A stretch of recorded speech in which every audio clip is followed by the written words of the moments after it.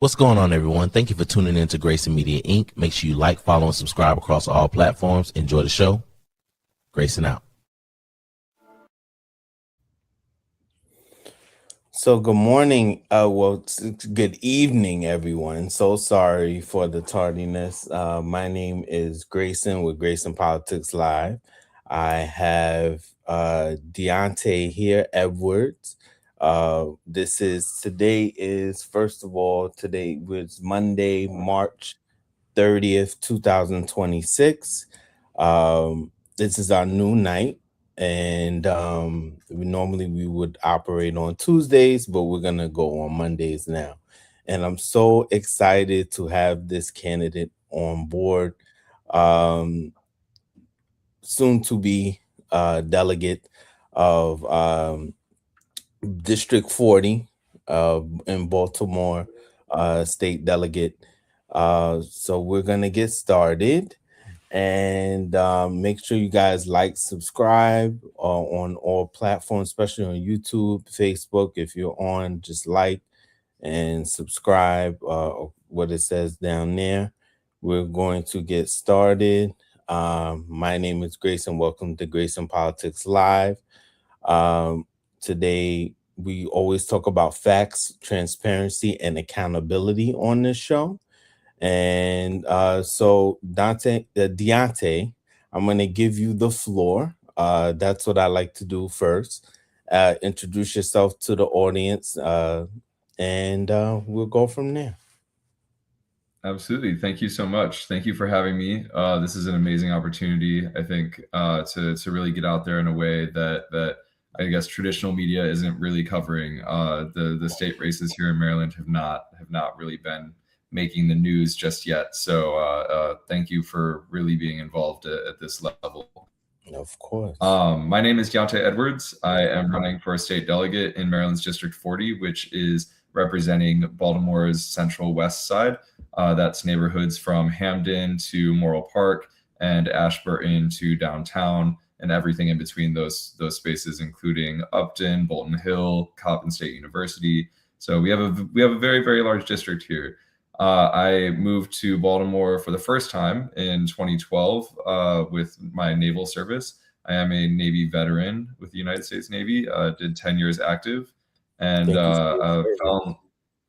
thank you so much. Yes, I fell in love with the city then, and of course I moved away with my military service, but I was able to make my way back in 2018 and managed to stay permanently. I actually left active service for the sole purpose of staying here in Baltimore and really getting deeper involved in the community and wanting to really make my home here. So I want to thank Baltimore for being so welcoming to me and being my new home. This has been such a wonderful experience, and I wouldn't want to be anywhere else. So just like a little bit of bio information about me. I'm originally from Michigan. I was raised by my grandmother. She was very, very good at what she did. She, I raised with discipline and respect, and she taught me my work ethic. I have a very solid core set of values from her. So much love to that wonderful, wonderful, wonderful woman. So yeah, that was back then. I was volunteering at the local library as a teenager, and have always been a little bit about service, as I obviously joined the military, which is all very service-based. I also, the first time I was stationed in Baltimore, worked with an organization called Sarah's Hope, which is they run a shelter for women and children who are especially leaving abusive situations. And so I had the privilege of getting to help take care of the children while their moms went out to apply for SNAP and WIC and new housing and jobs, and really help take that burden off of them for a day or two at a time, to be able to go find that housing and really establish themselves. So that kind of work has not stopped for me. I've been involved in various schools with the SPCA, of course, at the community level, leading my neighborhood here in Pigtown in Baltimore, and really, putting the rubber to the road and really trying to make people's lives better. There's nothing that I'd rather do more than to be of service to others. So, and that's in fact why I'm running and why I'm here with you tonight. I always say I always have much respect for many people. I grew up in a 2-family household, but my grandmother, who passed away back in 2003, had a big impact on my life. So kudos to you, and kudos to anyone who has dedicated has been in the armed services in any capacity. That then now you're transitioning to a different type of service, to servicing the people of Baltimore. So kudos to you on that. Let's get started. Yeah, most definitely. So my first question is, what specific moment or experience made you say now is the time for me to run? That's an excellent question.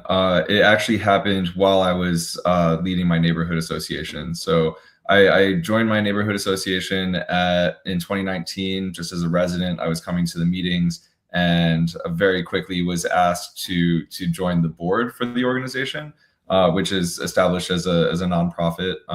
And so we're able to apply for grant money and that kind of thing. And I immediately became the vice president just from less than a year in the neighborhood. And the people that were involved at the time and living in the neighborhood thought that I had the right stuff to lead in that way. And of course, very shortly after that, we entered the COVID pandemic and the lockdowns. And our president at the time worked for the city health department, and so she was immediately out of play for us and very focused on making sure that she was keeping the city safe and really managing the pandemic from that level. And so it became incumbent upon me to lead the organization from there. And in that time, I really got to build relationships with some of our elected officials, both at the state level and at the city level, some of our city agency officials, as well as other nonprofits in the area. We started applying for grant funds to carry out projects within the neighborhood, public arts installations like murals. We got additional lighting in the neighborhood. We were able to fight with Baltimore's Department of Transportation to get, for 2 years, that was a 2-year fight to get speed humps in the neighborhood. We have 3 elementary schools here, and kids walk to and from school by themselves quite often, and cars were just speeding on through, and it was creating a pretty big hazard for our students. So we were able to get that to slow cars down, and that's been very successful.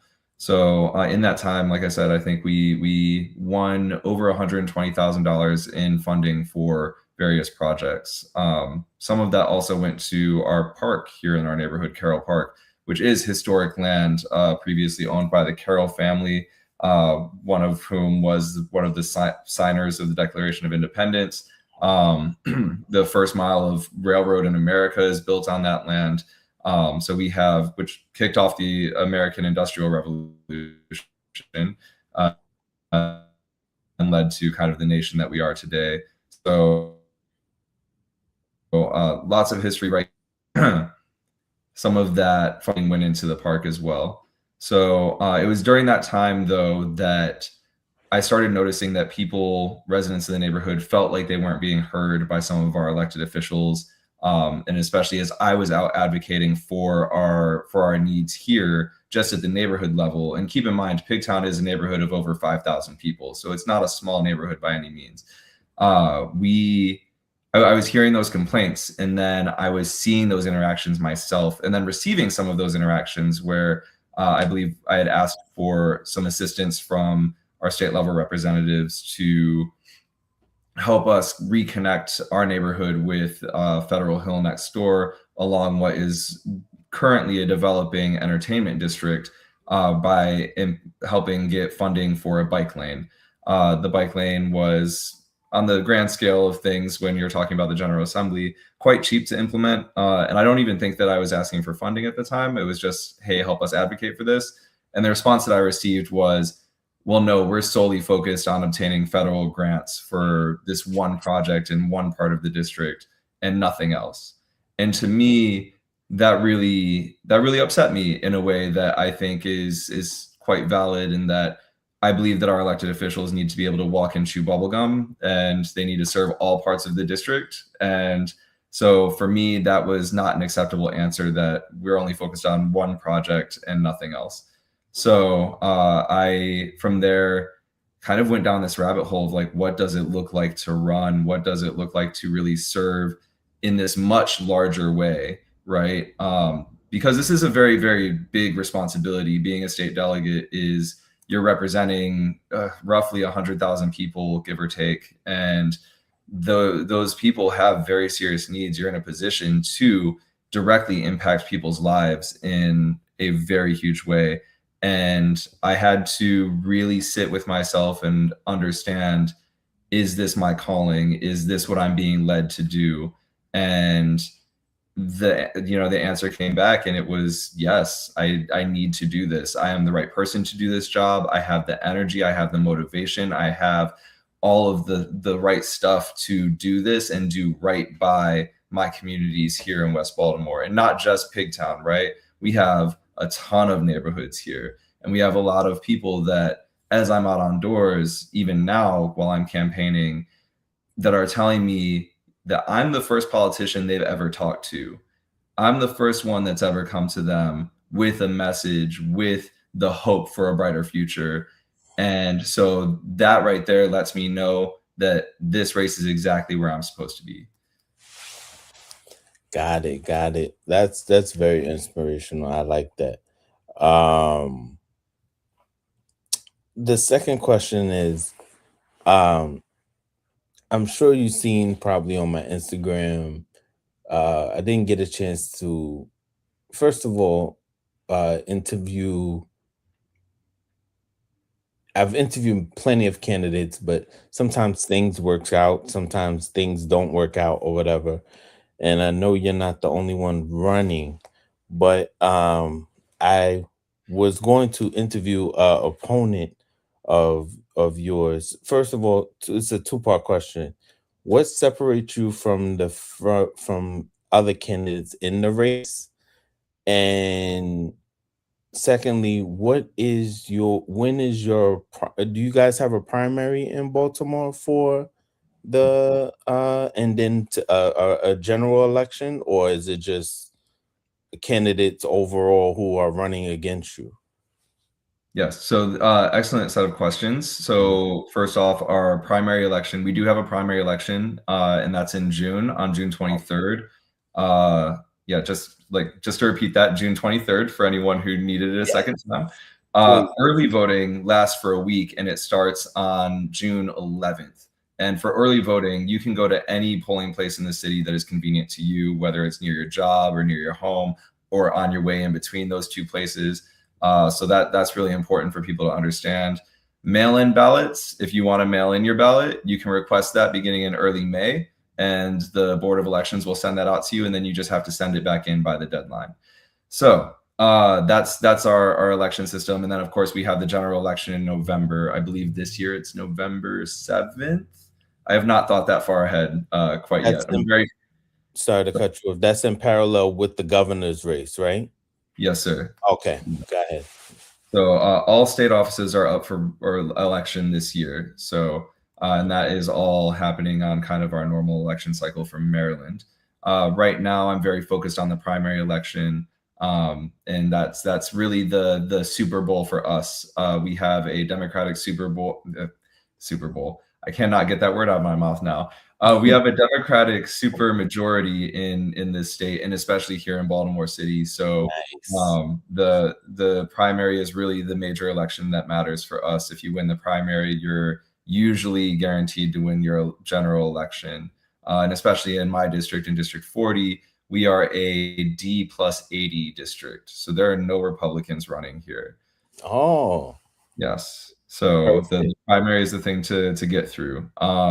So right now, my campaign is in full sprint mode. We're everywhere all at once, trying to be at the community meetings, be on doors, do the phone banking, and also, of course, continue fundraising, because unfortunately for this level of race in Maryland, we don't have public financing. And that's a major oversight in our election system. So that's one of many things that I intend to introduce legislation on when I win. The other part of your question was, I believe, something about my opponents. Oh, what distinguishes me from my opponents? What separates you from the, you don't have to mention any names or anything like that, but what separates you? Because I've done some research and I've seen a plethora of people from your opponents and stuff like that, and I chose you because, well, I choose plenty of people. You know, we're unbiased here on Grayson Politics Live. I swing personally towards Democrats, and I'm a registered, even though I'm a registered independent, but I did a little research. I have to do research for the show, and your mission, when I asked for your mission statement behind the scenes, excellent, on point. So yeah, what tell the audience what separates you from, from everybody else and the voters. Yeah, absolutely. So one thing I did want to back up and say is, like, I don't like to view the other candidates as opponents. I'm actually very friendly with several of them. There are a couple that I haven't met, but like when we see each other, we're often in the same spaces. We're often at the same community meetings. And so it's always, a high five, a hug, a handshake. Hey, what's up? How's your wife and kids? How's the family doing? Like we're not fighting each other like that. We're not enemies. So I want to say that we're all running on different messages, right? But we're all running because we believe that we can make a difference for our district. So we're not fighting each other like that. So I don't like to use the term opponents. I like to say that I'm running for my message and my values and what I bring to the table for District 40. So yes. So the other side of that, what distinguishes me is that I very much believe in servant leadership. I don't believe that in this kind of leadership role that you're the sole voice, sole opinion, end all be all. You have to be a person that is for the community, that is chosen by the community, right? And so what that means to me is showing up every day, every month, every year, not just election years. It means listening to your people. It means holding those town halls, showing up to the community events, to the community meetings, advocating for what your people want, right? And taking in those other perspectives. Even out here on the campaign trail now, people don't necessarily agree with everything that I have to say to them. They don't necessarily agree with all my positions. I don't necessarily agree with all of my future constituents' positions. But at the end of the day, I am representing them, right? And so I have to put my own pride aside and make sure that I am speaking with their voice. And so that's the one thing that I think really distinguishes me, is that I have the background for that. I've already represented my community here in Baltimore. I've already done that work, and I've been able to build those kind of coalitions, especially on some projects that could have been very controversial. Like here in Pigtown, we were the first neighborhood to, at scale, get together a needle disposal program because we were having a lot of issues with people just throwing used needles on the ground. And like I said earlier, we do have 3 elementary schools. And so we have kids that are going back and forth all the time, and they were being exposed to that kind of hazard, right? And so we were able to get the grant funding to take that project and move it forward and clean up those needles that were on the ground and really make our neighborhood safer. But that took months and months of hard work. There were a lot of naysayers at first. There was a lot of misunderstanding about what the project was really trying to do. Like, we were getting questions like, are you just trying to enable drug use? Are you just trying to enable these illegal things? Or are you trying to make the neighborhood less safe? And the answer was no. These are things that are useful for everybody, right? And so I always say we, because, there's nothing I've ever done that didn't have a team behind it, right? So like, and I want to be very clear about that. I talk about my neighborhood leadership. We had a full board of 12 members that were really helping drive these projects forward. It was never just me, and I never want to take full credit for any of that. We had a very strong team. The neighborhood still has a very strong team. Even my campaign, we have a very strong team that is helping lead the way on this. So it's I want to be very clear about acknowledging the input of everyone else as well. But we were able to do that, and it was months and months of work to hold those public information sessions, to do that public education and bring people along. And at the end of the day, when we needed to vote on whether to support the project or cancel it, we had unanimous support because of that work. And so I tell that story really to just kind of hammer home that this is something where we all do, I believe, have broad agreement, but it does take that groundwork, right? It takes letting people know what it is you're trying to do, that the thing you're doing is for them and will help them, even if it's new, even if it's creative, even if it hasn't been done before. And I think that kind of thinking and that way of doing business is something that has been missing here in West Baltimore. And that's, again, something that I think really distinguishes me from the other candidates, is that I'm willing to do that hard work, and I'm willing to be on the ground and get in the dirt with my people and make sure that they're getting what they need and that they know what's going on every step of the way. Excellent, DIANTE. What are the top 3 issues you're hearing directly? You mentioned you're canvassing, you're knocking on doors.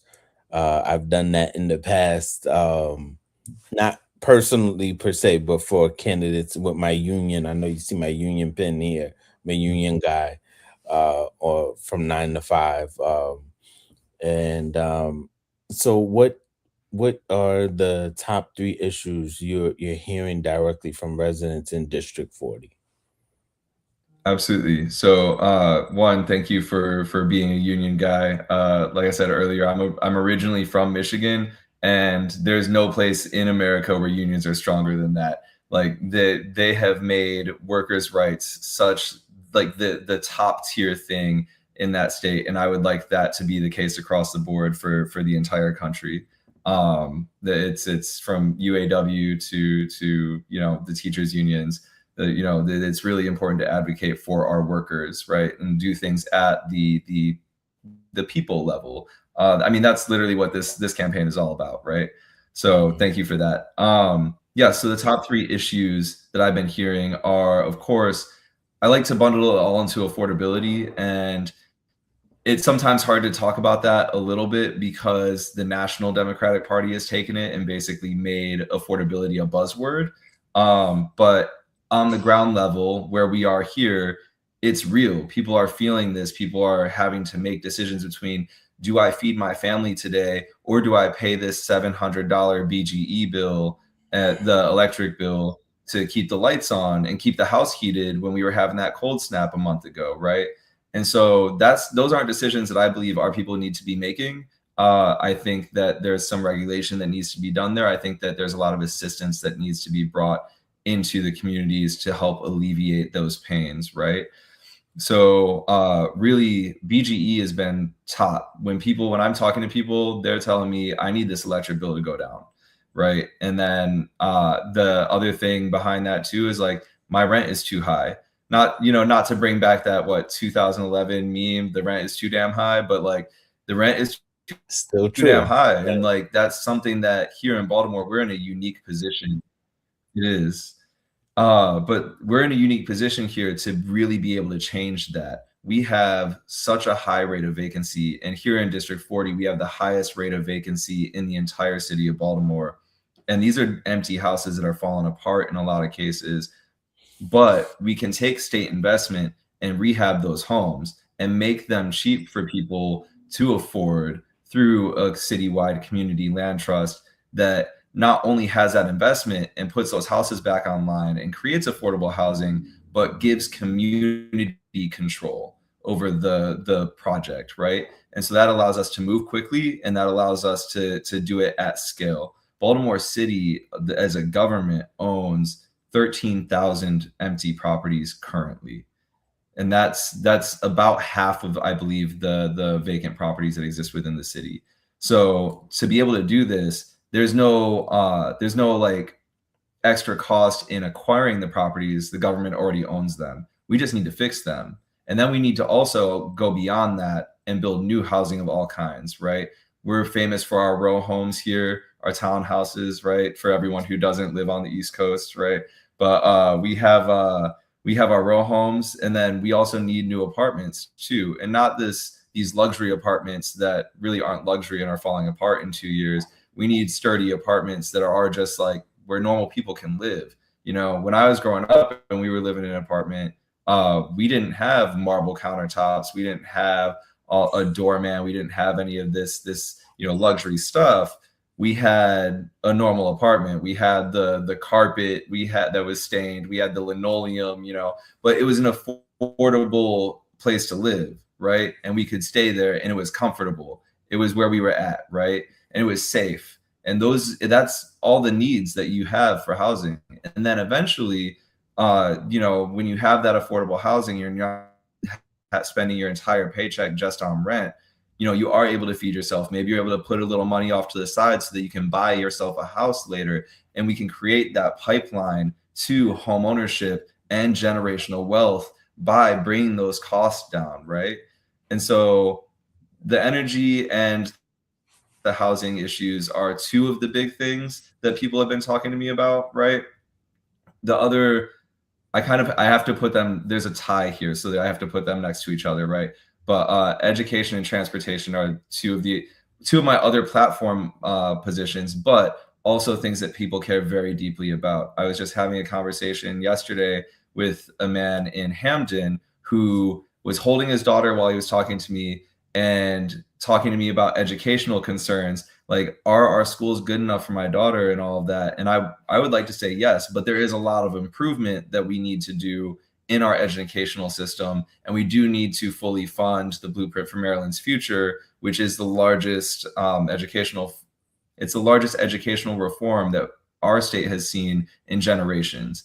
But every year it's on the chopping block for cuts.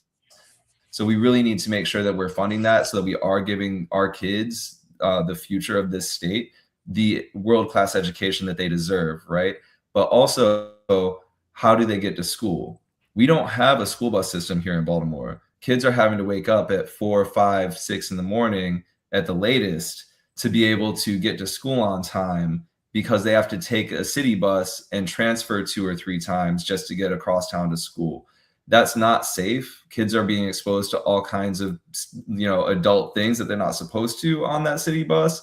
And it's also, at that early, it's also still very dark outside. There's other safety issues with that. We need a school bus system. So like that falls into that transportation piece. The city buses themselves have issues. We have this proposal on the table right now here in Baltimore for the Be More bus, which is a transportation reform, which will really help us get the capacity that we need and the investment we need into our bus system for people to get to and from work, to and from, the grocery store, and really have those essentials in their life. But right now, we're not even talking about funding it properly. So those are two, I have to put those in third place as a tie, because like they are right there and they are so closely related to each other. Just to piggyback off that, if you haven't known, for the audience hasn't known, I used to live in my former life, because I was previously married. But I used to live in Maryland, not specifically in Baltimore, but towards the southern part of the state. What was it? Silver Springs area, Greenbelt over there. So I know a little of the state and the state politics and stuff like that. Now I'm back in New Jersey, my home state, and stuff like that. But how do you feel, just to piggyback off your answer, and I love those answers, how do you feel about, I think there's a proposal, the governor, Westmore, was with the red line, bringing back the red line into the city. What's your take on that, since we're talking about transportation? Yes. So that is, I fully support that proposal. We need to fund it. We need to find the money now, right? So like we have just about all the planning done. I think there's still some work to do around the environmental studies and getting those updated and approved by the federal government. But the thing I'll say about that is that if we really want to get this off the ground and make sure that it starts happening for people, we need to put state money into it, right? And especially under a Trump administration where they're actively against cities like Baltimore, where they do not care about Black people, about people that they perceive as their enemies or as Democrats or whatever. We can't rely on the federal government to do this for us. We need to start putting state money into it, and we need to start building it. And if we have to build it as Maryland by ourselves with just state funds, then that's what we have to do, because the return on investment for building that red line and building it as light rail instead of just a bus system that's going to get caught in traffic, then the return on investment for that is incalculable. That is access to jobs for people. That's access to food for people. That's access to better education. That's access to opportunity, right? And if we don't do that, then we're just shooting ourselves in the foot and we're holding ourselves back. Excellent answer. I'm sorry, in the pre-interview, I didn't discuss this with you. Sorry, I'm a one-man band here. So you'll hear me say throughout the interview, clip that. Don't think I'm going crazy. So with this StreamYard thing, if you say that, I can have the once the interview is done, I can have clips, shorts, take the interview and short it so I can send it out and distribute it and for promotional reasons, and also share with you and you and your team. So don't think I'm going crazy if you hear me say clip that. I'm sorry, I didn't discuss that with you in the pre-interview. So No worries. So what would you describe District 40 to someone who has never been to Baltimore? Oh, that's easy. So District 40 is the heart of Baltimore, right? We're not necessarily the central district, right? We're not in the middle of the city, but we are the heart and soul of the city. There is so much character here. There is so much life here. There is so much just fight in this district that, I mean, I would love to, if I could, I would have everybody that could come visit here and let me give them a tour, because you know we have amazing local businesses, we have amazing residents, we have just such an amazing culture, right? And so I mean it's not just one thing about District 40, it's everything about District 40. And we have such diversity too. Like we have neighborhoods like Morrill Park where we have a very working class kind of feel, and then we go all the way up to Hampden and Ashburton where we have just a lot of history. Hampden is one of the kind of quirkier neighborhoods of the city, and there's one of my favorite coffee shops there that is worker owned, called Common Ground, right?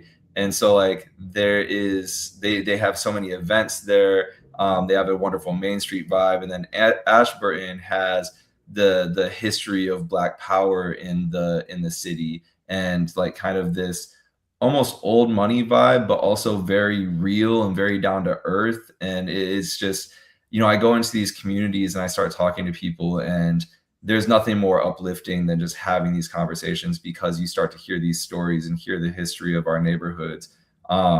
We also have Coppin State University, which, as you might know, is one of the premier HBCUs in the country. So very proud to have that within my district. And like I mentioned earlier, here in Pigtown, in my own neighborhood, we were the birthplace of the American Industrial Revolution. So because we were able to basically put that first mile of train track in the country and enable the transport of goods and people across the country.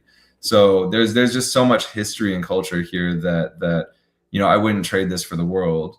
And when I talked a little bit about my naval service, one of the things that I said, like, I left so I could stay in Baltimore. I left that job. I changed my career so I could stay in Baltimore. Something I should be very clear about there is that I had received a notification that I would be moved back to Pearl Harbor in Hawaii. So just so everyone gets it, I chose Baltimore over Honolulu. So, I love this city and I would not trade it for the world, not even a tropical paradise. Like, this is where I am meant to be. This is where I want to be. And, if you don't want to be here, then I feel bad for you because we got it going on. I love it. I love it. And clip that, by the way. What's your plan to bring economic opportunity into District 40? Not just promises. We hear a lot from, candidates, but execution. That's a wonderful question. So, and it's actually very timely, right? Because we just saw how the federal government came in, the Trump administration came in and cut all these jobs. And for years and years, decades now, the Maryland government has really put our economic hands into the federal government, right? So like we have become so reliant on the federal government for employment and for our economy that we just don't have the diversity that we need to absorb those job cuts. So I believe the last numbers I saw were 24,000 people in the state of Maryland have lost their jobs. So, and Maryland is because of those cuts at the federal level, Maryland is the hardest hit by those federal cuts. And so we're seeing those direct effects here in Baltimore. And so what I would like to do is to start talking about, and not just talking about, but implementing policies that re-diversify our economy, bring industry back to Baltimore, because Baltimore is an industrial city, and invest in our port. Baltimore has the 6th busiest port in the entire country.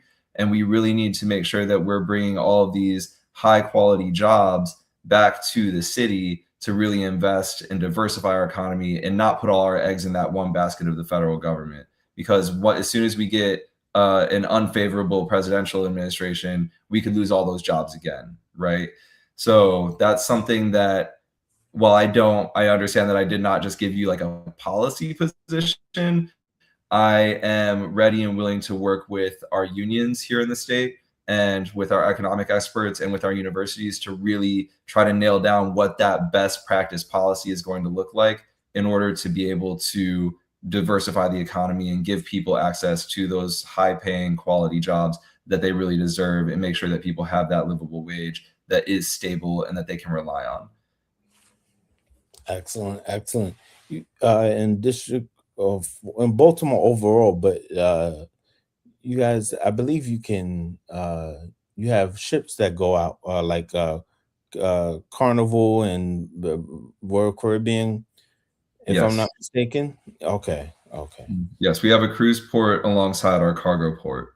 Got it.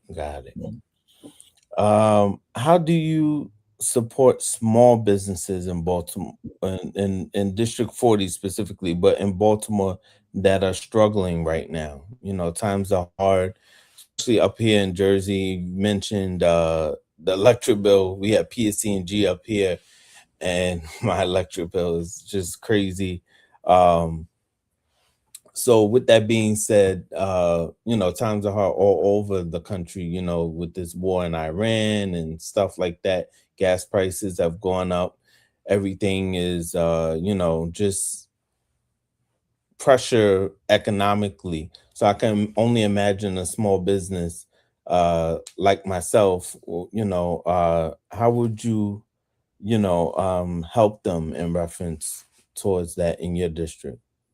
Absolutely. So I think one of the first things, and it sounds so simple, but it's really, we have to be brilliant on the basics, is something that I always say. So one of the first things is really using my position to highlight our local businesses, right? And let people know these are businesses that exist and you should be shopping here, when you're out and about, right? So like just doing that kind of public education, like, hey, you can go to your local coffee shop instead of that Starbucks, or hey, you can go get your clothing at one of our boutique stores that we have throughout our district. One of the things that I'm doing and this campaign is doing directly to support small businesses is that every single piece of campaign material that you see, whether it's the t-shirt that I'm wearing now, the sign behind me, or the buttons even that we make to hand out to people, all of that is locally made, and it's all locally made by small businesses in this district. So like when I talk about supporting small business, it's not just some like, oh yeah, you should go shop here. It's I'm walking in that light, right? Like I am doing that myself. And so yes, and it's, you know, I want to be clear, like with some of this stuff, yeah, there are cheaper options. I could order from Amazon, right? But that goes against my values. My value is with our local businesses. And I know so many of our business owners, right?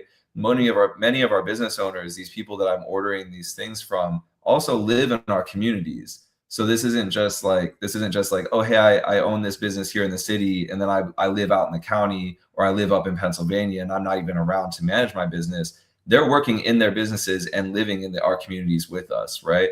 And so it is really important to do that. I think that it's really important to support the local businesses. I think that at the state level, some of the things that we need to really look at are how we tax small businesses specifically, because right now the taxation kind of landscape and regime that we have doesn't really allow our small businesses to compete against the Walmarts and Amazons and Starbucks of the world. And so they have to pay this oversized burden in tax to the state government. Meanwhile, a lot of these larger corporations like that Amazon are not paying state taxes at all because of corporate tax loopholes that we haven't closed yet. So something that I'm going to be looking at doing is closing those corporate tax loopholes and then trying to find ways to ease that burden on small businesses, so that way that they have a fighting chance in this world. Perfect answer.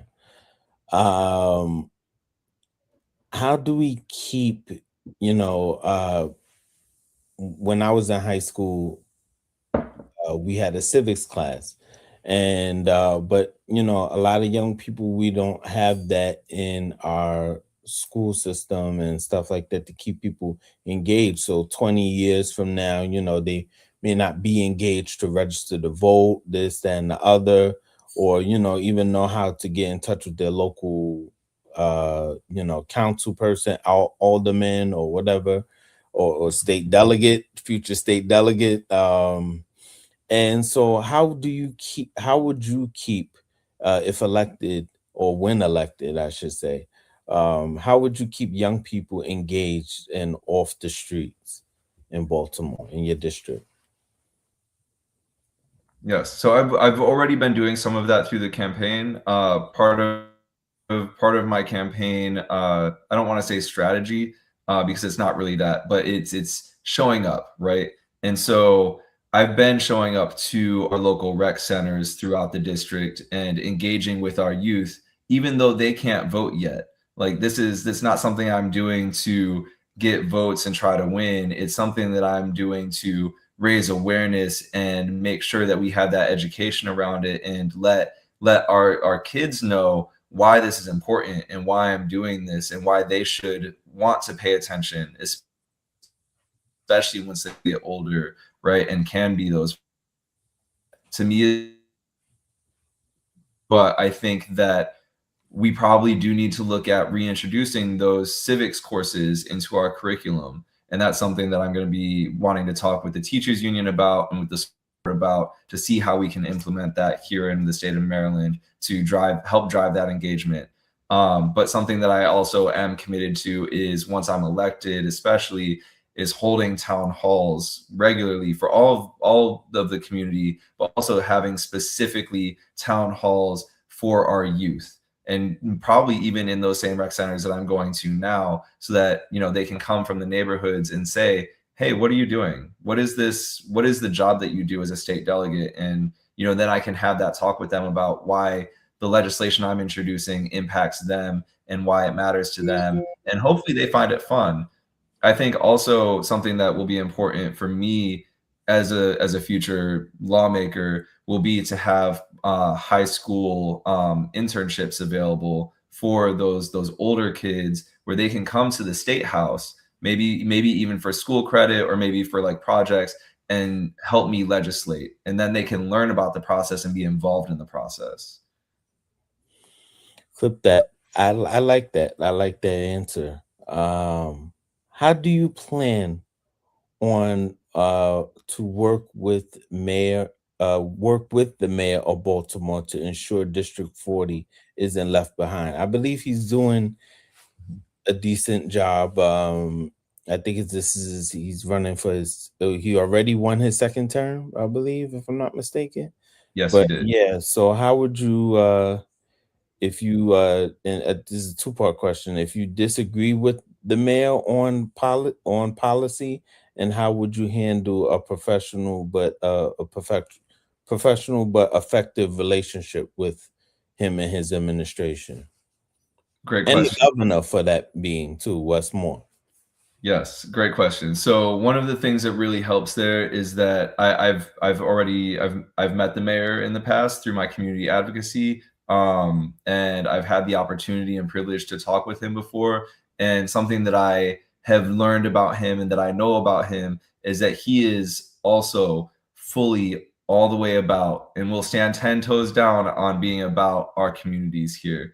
And so even if we have someday those policy disagreements, that's not something that I don't believe in running off to like the news media and being like, oh, I had this disagreement with this person. If we have a disagreement, we can talk about that ourselves and then come to a mind. I don't really foresee us having any daylight between us, whether that's the mayor or the governor, because the governor is also, from Baltimore. So this is something that I think we all have in common, and using that as our starting point, we can really work together to make sure that we're driving change in this city, and especially in District 40, where, we probably do need a little bit more help than some of the other districts in the city. Excellent, excellent. How would you? So yeah, we talked about the governor and Westmore. Um, how would you build a working relationship with him? This is a state role, and bring resources back to District 40. And what does effective state level advocacy look like for you? I mean, District 40 is so diverse. I am a, just for my background, um part African American. My mother's African American, and then my father is of Haitian descent and Cuban. And you have so much culture in your district. Um, I go there from time to time to visit a lot of the Haitian community. And also, I believe you have a big Trinidadian and West Indian community as well. I Yeah. have a friend there, so who lives in one of those row houses that you talked about, who is connected, and her house is the only house who she renovated and everything. It's a beautiful house, but the other houses right next, row houses next to her, are fully abandoned. So I see her from time to time. So, what's your take on that? I think I'm missing the actual I'm question, sorry. but yeah. I'm sorry. So, what is your the district is diverse. So what is your effective state level advocacy look like that you would bring back to the district of District 40, since it's so diverse and rich in culture? Absolutely. So I think that the first thing that I need to do, and something that this is a position that I've always operated from, is really using that equity mindset to understand which of our communities in the district need the most investment and need the most time and need the most help, right? Because that's really what equity is. When we're talking about that, equality is like everyone is here. Whereas equity is like, we recognize, one neighborhood is here and another is here. Well, we need to help this one a little bit more to bring them here, right? So that is something that that's my operating method is, where am I needed most, and how do we allocate our resources in the smartest way and most efficient way to get all of our neighborhoods up to that level playing field and then elevate all from there.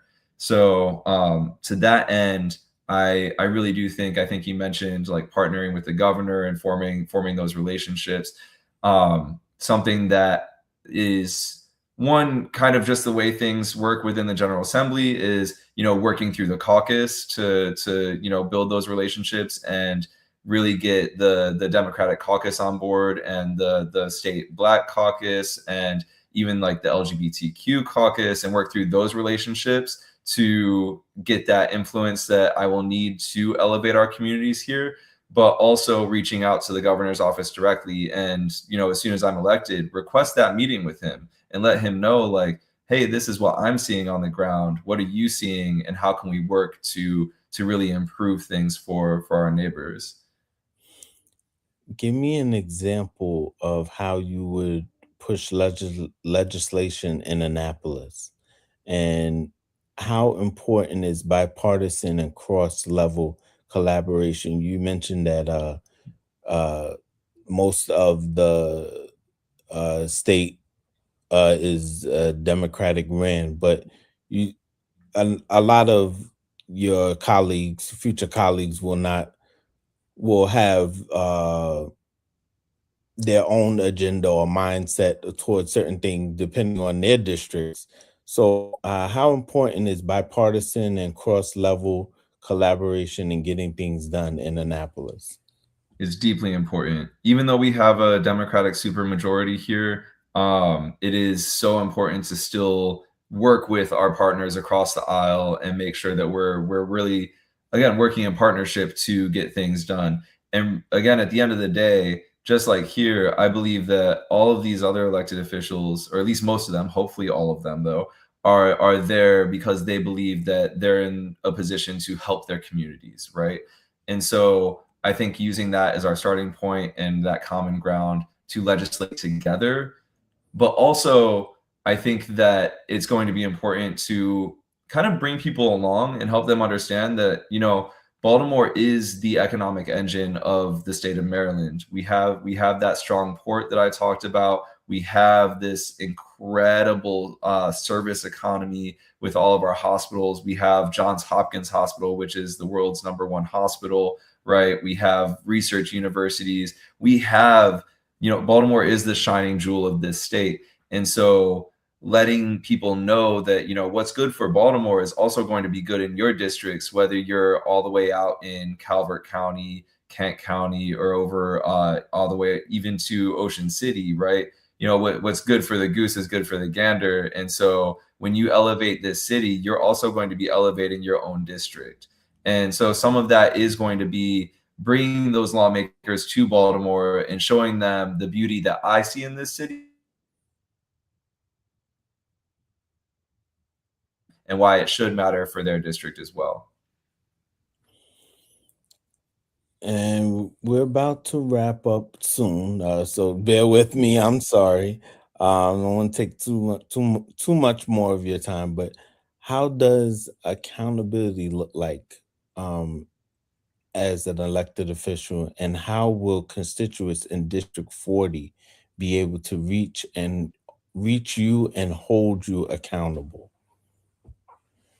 I love that question, because accountability, again, that military background, accountability is king, right? Like if I mess up, I own it. If the people that I'm leading mess up, that's also on me. I need to own it, right? But like you also, the other side of that accountability is you share the wins, right? So that's when I was talking about the we versus me earlier. When I talk about the things that I've done, it's never the things that I've done. It's what the team has done to get us here. And so that accountability piece, like I said, is so deeply important to me. But you have to show up, right? So like showing up is a big part of that accountability. I have to be in my district all the time. And again, not just when it comes time to campaign, not just when it's like an election year and I want to win re-election. It's about showing up all 4 of those years and being in front of my people and letting them ask me the hard questions, letting them tell me what their opinions are on the issues, letting them tell me their opinions about me and the job that I'm doing. Because the only way that I can get better and do the best possible job for them is by taking in that feedback and hearing things that are going to be difficult sometimes, right?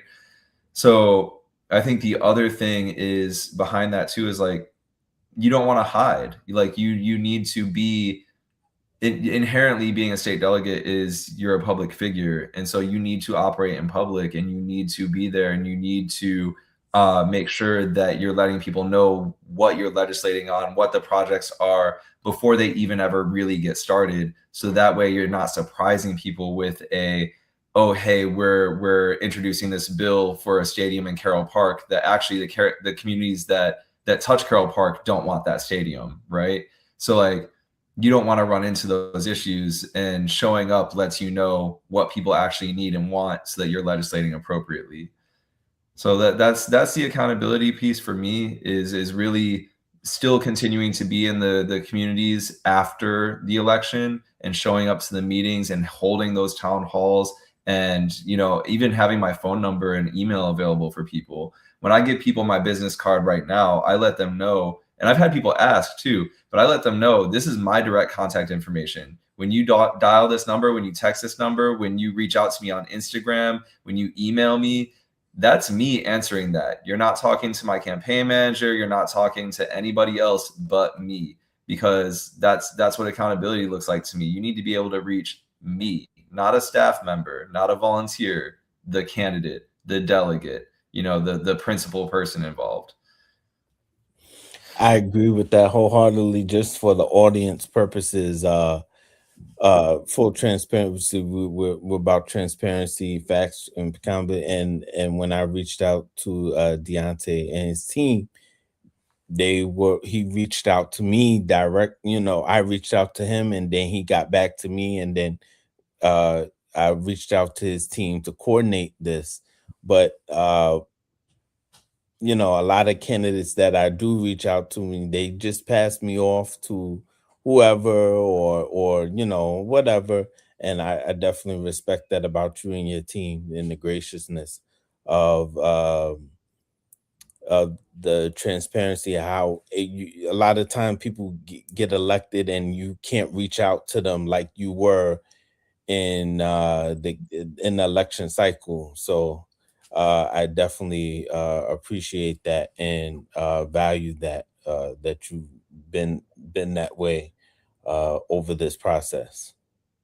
Thank you. Yeah, no, that's something that's important to me, is I need to be hands-on, right? Like, this is, I'm running to do the job, not, my team is helping me, of course, but they're not going to be the delegate when after the election. I will be, right? So it's important for me to be involved in that. And you're absolutely right. Like, I was that initial contact, and then I brought in Shalyn, who runs my communications, and he coordinated for us to be able to be here. And even through that, we had a few moments where we were still interacting, right? So, it is important for me to be on top of everything. And then last, in closing, we're just going to take a 20-second break real quick. But this is my last question for the segment. What does and then we're going to play a little game, if you don't mind, just quickly.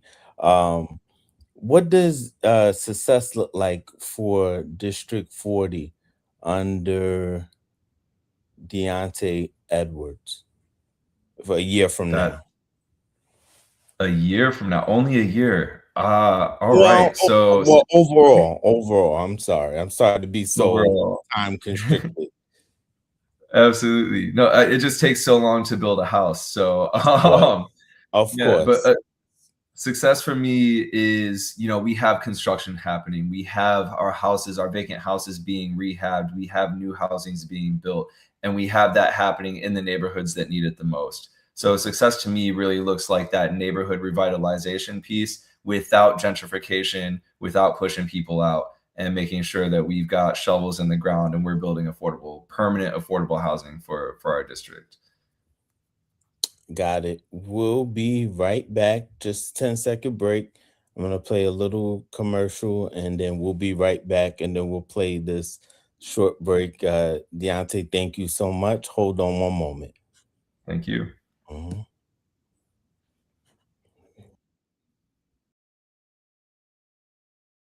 5. You're watching a Grayson Media production. Thank you for watching. I'm Grayson. We'll be right back. Thank you for watching Grayson Media, a Grayson Media Inc. production. We'll see you on the. This is Grayson Politics Live. I'm Grayson, built on facts, transparency, accountability. Like, follow, and subscribe. Support on Cash App and Zelle. This is Grayson Politics Live. I'm Grayson, built on facts, transparency, accountability. Like, follow, and subscribe. Support on Cash App and Zelle. This is Grayson Politics Live. 5. You're watching a Grayson Media production. Thank you for watching. I'm Grayson. We'll be right back. Make sure you like, follow, and subscribe to the content. We'll be right back. 5. You're watching a Grayson Media production. Thank you for watching. I'm Grayson. We'll be right back. Make sure you like, follow, and subscribe to the content. We'll be right back. Okay, we are back. As my little commercial said, make sure you like, follow, and subscribe so we can produce more content for you and support. We call this Rapid Fire on Grayson Politics Live. This is our ending segment, and it's more interactive how your district, your future constituents are gonna get to know you. So it's fun, it's interactive. So feel free flow. It doesn't have to be. But favorite neighborhood in District 40. Oh, I can't say just one neighborhood. I mean, I will though, because I'm not gonna cop out. My own neighborhood where I live, Pigtown, is my favorite. Best food spot in District 40, and where are you sending me when I do visit?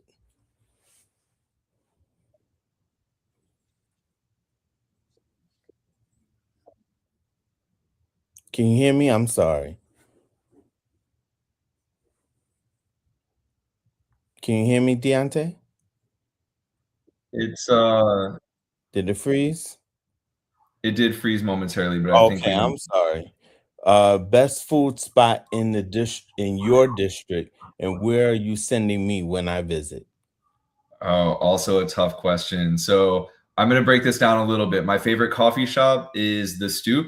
There's no better place for like I can walk there. It's community owned. It's everything. Best food spot. I go to iBar. It's kind of like my special treat kind of place. They have the best buffalo wings in the entire city. I highly recommend them. Okay, I'll look forward to that when I come visit, and I'll reach out. When I reach out, we'll future.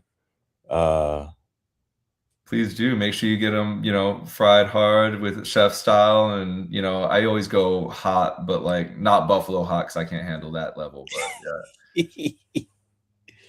Favorite type of pizza? Oh, Chicago style. Got it. I agree. One thing people don't know about District 40. Oh. Ooh, what don't people know about District 40? So I would say, I would actually say that kind of that history piece when I was talking about Carroll Park and about the B&O Railroad, building the first mile of railroad. That's something that people really don't know. Same with the Mount Clair Mansion, where where John Carroll Barrister lived, and he was the brother of the signatory of the Declaration of Independence. So those are two things that I think really people don't know that we have that level of history here. Coffee or tea during the campaign I think trail? we might be frozen again. I'm sorry. Oh, I'm sorry. Coffee or tea during the campaign trail? I did not catch that question. I think I'm sorry. Entirely. Sorry. Let me see what's going on. Can you hear me now? I can. It might be on my end. I'm not entirely sure, where that breakdown is, but Let's see. Okay, let's see. Good now or no? yes. Okay. Coffee or tea? The video is skipping a little bit, but the audio seems to be fine. Okay, we'll work that out on the back end. Oh, coffee all day. Coffee all day? Okay. Favorite local Baltimore dish? Baltimore dish. I only heard that part. Favorite local Baltimore dish? Crabs, of course. Crabs with a natty bow. And if you are not working or on the campaign trail, what are you doing to relax during this time? Oh, that's easy. I spend a lot of time in the park with my dogs. Anything that I can do outside. I'll take them around to some of the state parks that we have nearby, like Patapsco, and we'll walk on the trails and that kind of thing. I really, there's nothing better. My dogs are my family, and there's nothing better than being outside and in nature with them. Two more. One word to best describe District 40.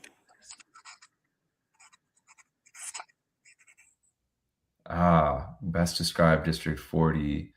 Um, ooh, I'm gonna go back to that culture piece. It's culture. And I'm gonna put it out there and speak it into existence. We try to keep it unbiased here and independent on Grayson Politics Live, but I'm being a little biased. When you win, what's what's the first thing you're doing the next morning?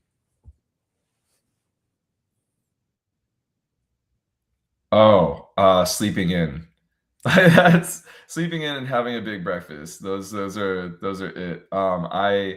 The kind of secret behind the campaign is, we're team no sleep over here. And if I were able to take my computer up and show you my fridge right now, I really have like no food. I'm just like always go go go, and so there's no time to like sit here and cook. There's no, it's I'm gonna take that next day after the campaign and I'm gonna sleep and I'm gonna eat. The floor is yours again. I'm going to give you a time or how much ever time you want. Well, but I thank you first of all for being a part of the platform. Number one, this is a very new platform. We started in December at 2 subscribers, and now we're at 3,200. So I thank you for being a part of the platform, and we will be in touch. Number one. When you win, whether you win or because this is still a part of what you're doing is it's ongoing.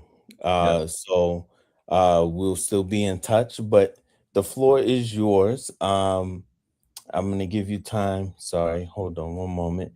Let me just see this real quick. And let your constituents and of District 40 know, future constituents know how they can reach you, and final message and in closing. Absolutely. So thank you for having me. This has been a really wonderful experience. Thank you to everyone who has tuned in and is watching this later. This is a really important thing, and it's really important to be engaged. I can be found at Be More DIANTE, BMORE DIANTE, DIANTE, on Instagram and Twitter, or X now. I'm way more active on Instagram than I am on Twitter. But yeah, I just want to be so thankful to everyone who has supported the campaign so far, whether that's volunteering or donating or, saying they'll vote for me, or just, showing up to events, that all matters.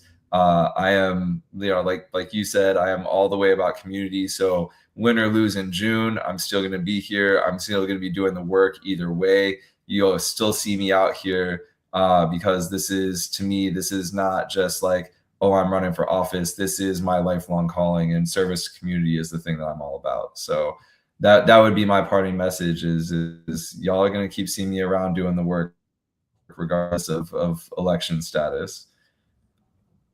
And clip that. Thank you, DIANTE, again, and to you and your team. We'll be in touch. This has been Grayson Politics Live for Monday, March 30th, 2026. And until next time, let me just stream. Thank you for watching Grayson Media, a Grayson Media Inc. production. We'll see you on the next show. Make sure you like, subscribe, and follow. Grayson out.